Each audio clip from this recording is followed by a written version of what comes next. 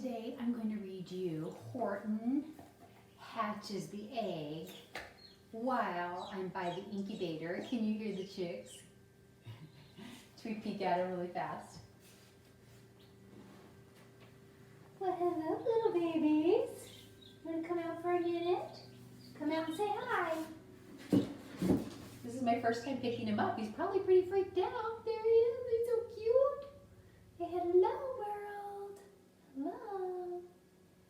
Aw, I'm going to leave him in there a little bit longer until he dries out. And also, I think when he chirps and stuff, I think it helps his friends because it gives him encouragement. He's going chirp, chirp, chirp. It's like, come on, you can do it. You can break out. There's 3 eggs that are trying to hatch right now. So maybe if we read the story to them, it will help them hatch. It will encourage them. So Horton Hatches the Egg. This is a Dr. Seuss book. It's one of my favorite Dr. Seuss books, actually. All right, here we go. Sighed Maisie, a lazy bird hatching an egg. I'm tired and I'm bored and I've kinks in my leg from just sitting here day after day. It's work. How I hate it. I'd much rather play. I'd take a vacation, fly out for a rest. If I could find someone to sit on my nest. If I could find someone, I'd fly away free.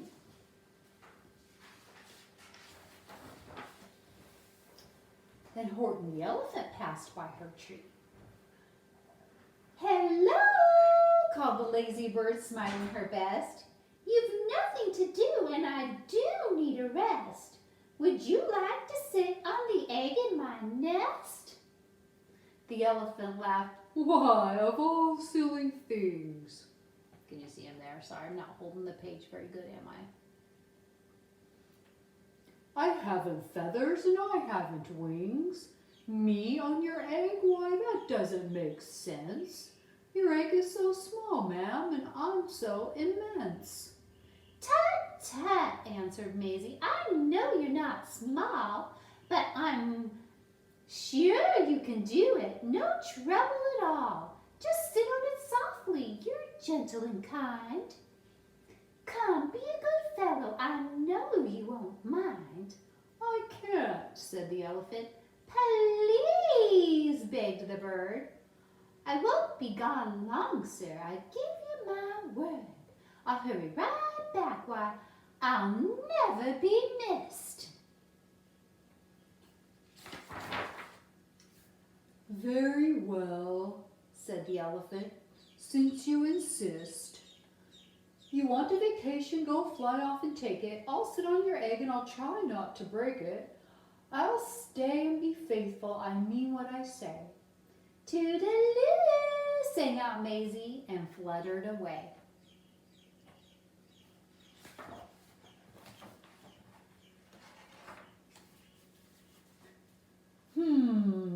The first thing to do, muttered Horton. Let's see. The first thing to do is to prop up this tree and make it much stronger. That has to be done. Before I get on it, I must weigh a ton.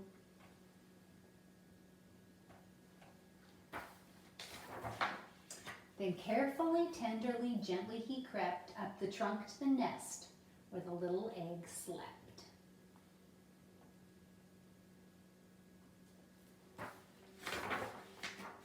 Then Horton the elephant smiled. Now that's that.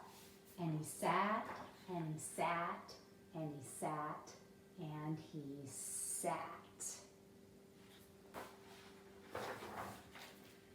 And he sat all that day, and he kept the egg warm. And he sat all that night through a terrible storm. It poured and it lightened, it thundered, it rumbled. This isn't much fun, the poor elephant grumbled. I wish you'd come back, 'cause I'm cold and I'm wet. I hope that Maisie bird doesn't forget.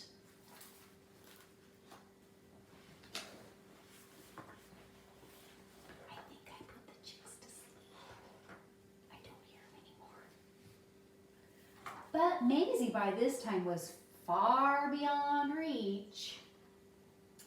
enjoying the sunshine way off in Palm Beach and having such fun, such a wonderful rest, decided she'd never go back to her nest. So Horton kept sitting there day after day. Poor Horton, aw. And soon it was autumn. The leaves blew away. And then came the winter, the snow and the sleet, and the icicles hung from his trunk and his feet. But Horton kept sitting and said with a sneeze, "I'll stay on this egg and I won't let it freeze. I meant what I said and I said what I meant. An elephant's faithful, 100%. So poor Horton sat there the whole winter through, and then came the springtime with troubles anew. His friends gathered round and they shouted with glee, "Look, Horton, the elephant's up in a tree!" They taunted, they teased him, they yelled, "How absurd! Old Horton the elephant thinks he's a bird!"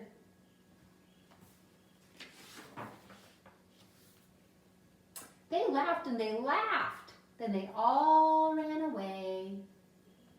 And Horton was lonely. He wanted to play, but he sat on the egg and continued to say, "I meant what I said, and I said what I meant.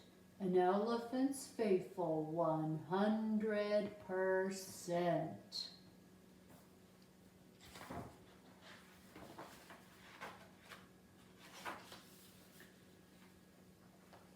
No matter what happens, this egg must be tended.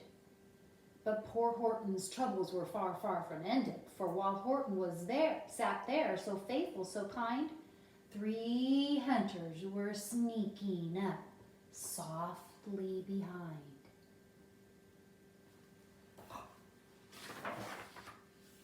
He heard the men's footsteps. He turned with a start. 3 rifles were aiming right straight at his heart.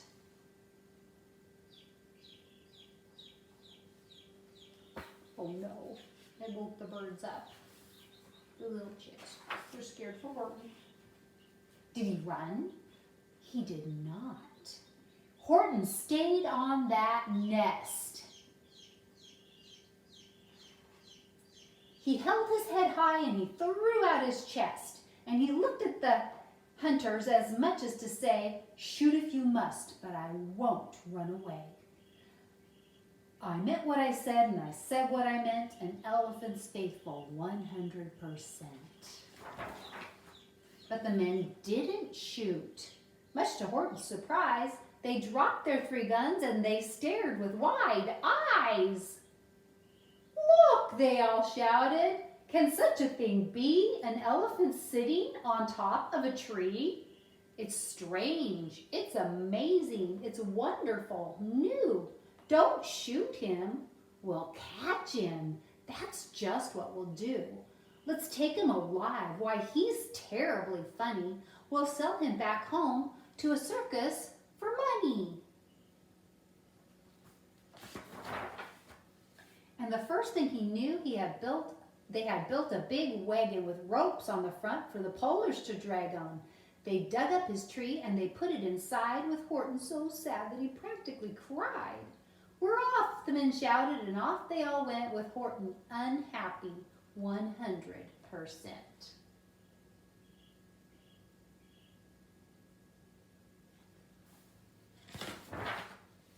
Up out of the jungle, up into the sky, up over the mountains 10,000 feet high, then down, down the mountains and down to the sea went the cart with the elephant, egg, nest, and tree.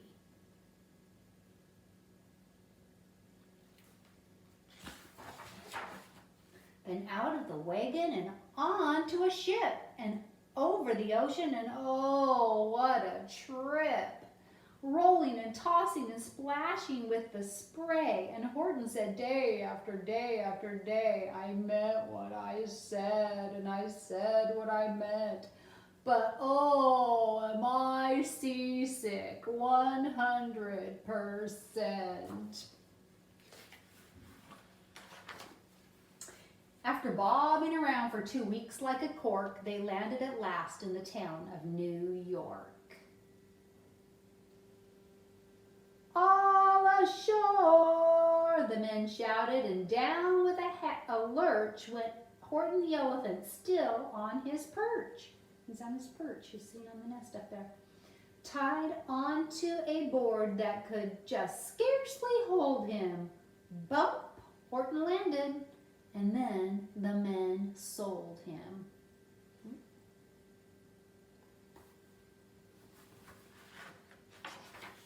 Sold to a circus, then week after week, they showed him to people at 10 cents a peek.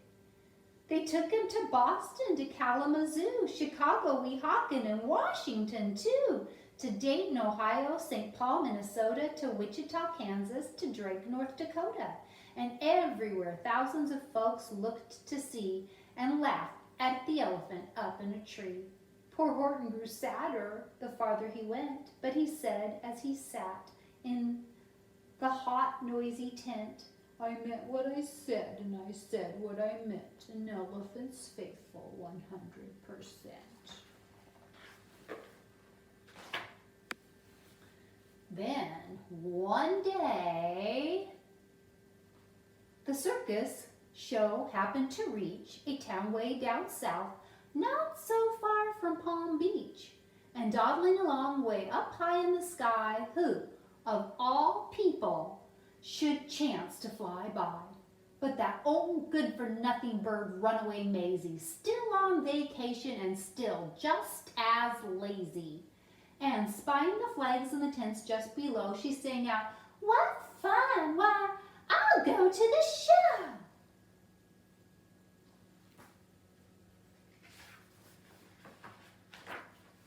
And she swooped from the clouds through an open tent door.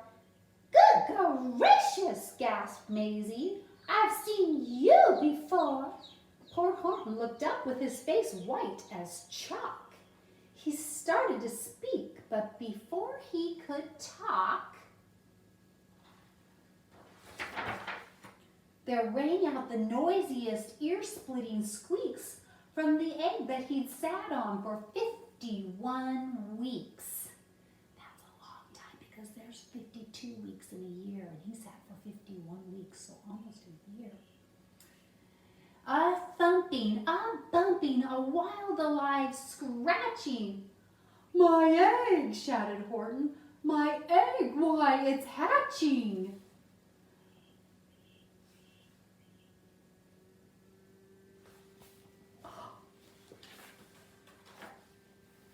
"But it's mine!" screamed the bird when she heard the egg crack. The work was all done, now she wanted it back. "It's my egg!" she sputtered. "You stole it from me! Get out of my nest and get off of my nest and get out of my tree!" Poor Horton backed down with a sad, heavy heart.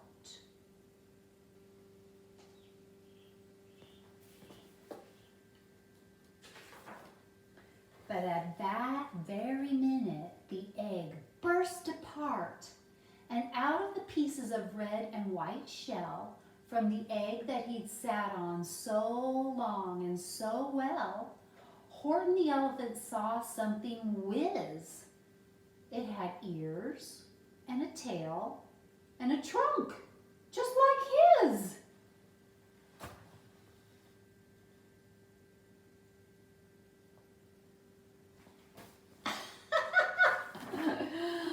And the people came shouting, "What's all this about?" They looked and they stared with their eyes popping out. Then they cheered and they cheered and they cheered more and more. They'd never seen anything like it before. "My goodness, my gracious," they shouted, "my word! It's something brand new. It's an elephant bird. And it should be. It should be. It should be like that. because Horton was faithful. He sat and he sat. He meant what he said, and he said what he meant.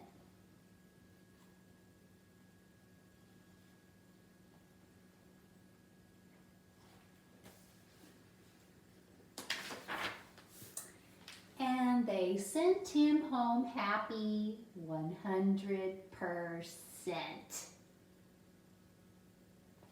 Oh, it has a happy ending, doesn't it? Isn't that kind of crazy? So, because he sat on the egg for 51 weeks, when the egg hatched, it didn't look like the lazy Maisie bird, did it? The little baby. It looked a little bit, because it had wings, but it looked more like Horton. I wonder why. How did that happen? Did the love that was inside Horton go down into the egg and change the embryo when it was developing? I wish that was true. Because if that was true, maybe these chicks, when they hatch, would look like bird people. Because we've been loving them and taking good care of them, haven't we? But it's not true. That story was just from Dr. Seuss's imagination, wasn't it? But I wish it was true. Let's peek at our birdies one more time. Hey, little chickies. Hey, come see your friends. Oh, one is trying, a couple of them are trying so hard to hatch. I'm gonna bring you down closer so you can see. Come on in. I'm gonna have to, just a second, let me unhook you from the, oops, sorry, from this, I have you on a tripod here. Thank you. You're not coming out very well. There we go. Okay. Put you right down in here so you can see. See that one trying to hatch? It's pipping all around. I think it's gonna break out really soon. And I'm gonna stay right here by the incubator so I can catch it on the video for you when it happens.